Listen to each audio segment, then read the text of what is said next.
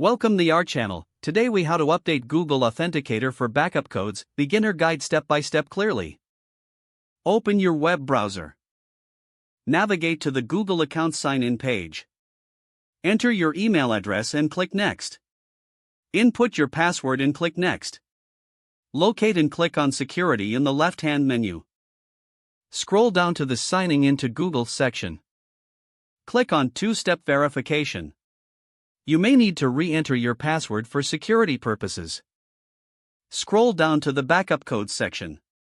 Click on Set Up or Show Codes if you've already set it up. If setting up for the first time, select Get Backup Codes. You will see a list of 10 backup codes displayed. These codes can be used to access your account when you don't have your primary method available. Make sure to download or print these codes for safekeeping. Keep the codes in a secure place, away from prying eyes. If you've lost your old backup codes, you can revoke them. To do this, click on Get New Codes. This action will invalidate your previous codes. Download or print your new codes as needed. Review your backup codes regularly to keep them updated. Remember to replace them when you notice they are getting low. Close the security settings page when you are finished. You're done updating your Google Authenticator backup codes. If the page does not load, refresh the browser or try again in a private or incognito window.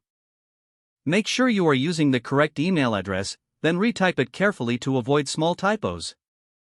If your password is not accepted, use the reset option and create a new strong password you can remember.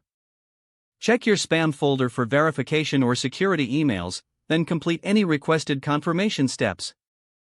Enable two-factor authentication if available to improve account security and reduce unauthorized access risk.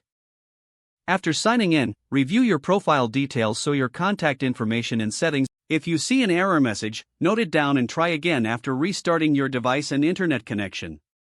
Log out when you finish, especially on shared devices, to keep your account and payment information secure. If the page does not load, refresh the browser or try again in a private or incognito window. Make sure you are using the correct email address, then retype it carefully to avoid small typos.